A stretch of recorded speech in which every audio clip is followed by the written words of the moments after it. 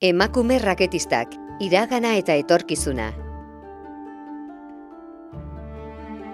20. mende hasieran, hainbat pilota modalitate zeuden zabalduta. Zesta, pala, eskua eta erremontea. Horien artean pilota zen nagusia eta gizonezkoen kirola kontsideratzen zen. Giro horretan kantxaratu zen emakumea ere, beretzat sortutako modalitatean, raketista gisa. Raketistak izan ziren lehen emakume pilotari profesionalak, eta mundu guztian zehar aritu ziren 20. mendeko 3. hamarkadan, nagusiki Madril, Bartzelona, Kuba eta Mexikoko frontoietan.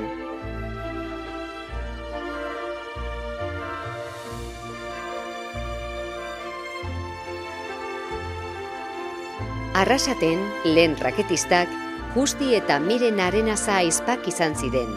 Baina raketista bezala inoiz ez ziren beraien jatorrizko izenez ezagutuak izan. Herrian, Justi Baskita lehena zen, eta Miren aldiz Baskita bigarrena. Bien kirol ibilbidea Arrasaten hasi zen, beranduago Madril eta Bartzelonan garatuz. Garai hartako egunkarietan aipatzen zen bezala, bi Arrasatearren jokoa kalitate handikoa zen, trebeak ziren frontoian eta ikuslegoaren txalo zaparra ugari jaso zituzten. Bitxikeri gisa, Baskita lehenak, frontoi garrantzitsuenetan distira egin zuenak, 124 pezeta jasotzen zituen partiduko, gainontzeko jokalariek baino katxe altuagoa zuen eta.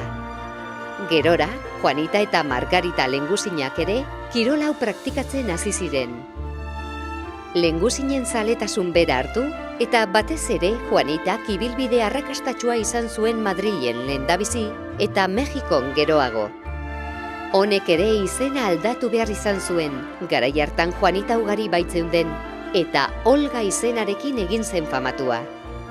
Oso pilotari garrantzitsua izan zen raketisten artean, eta Mexikoko egunkarietan artikulu ugari idatzi zituzten bere jokoa azpimarratuz.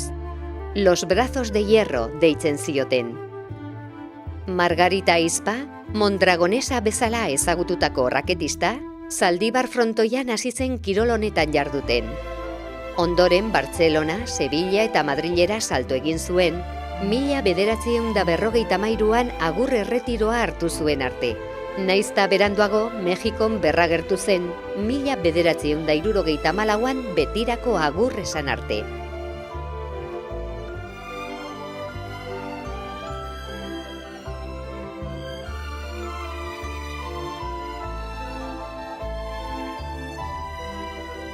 Lehen raketak, Zumalabek diseinatutakoak egurrezkoak ziren, gehien bat intxaurrondotik ateratako egurrarekin eginak. Soka haiek oso erraz apurtzen ziren, eta ondorioz, jokalariek haiek konpontzen ikasi behar izaten zuten.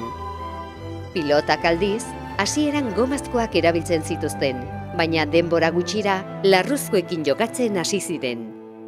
Raketistek gona eta manga motzeko kamiseta janzten zuten, eta oinetan alpargatak, altzuten guztietan Arrasateko Ferrerias kalean eginikoak.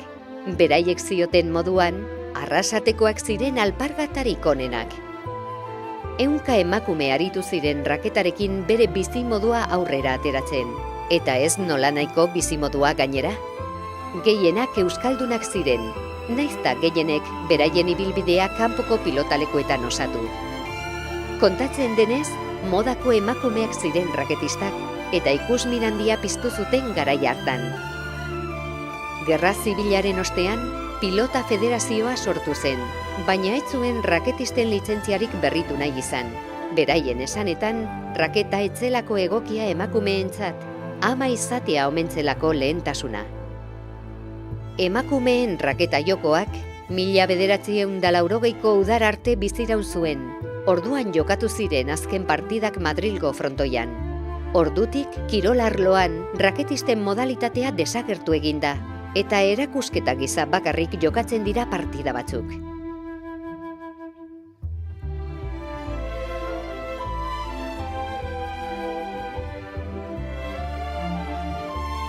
Aipamen berezia merezi du Gipuzkoan dagoen raketistak lehen eta orain izeneko elkarteak. garaibateko jokoa berreskuratzeko lanetan ari dira eta alegina egiten dabiltza herri desberdinetako emakume pilotariak raketarekin jokoan aritzeko bidea egiten. Arrasateko udalak, Arrasasoi programaren bitartez, kirolari hauen figura azpimarratu nahi du. Gure herriaren historiako protagonistak dira. Kontatzea merezi duen historia.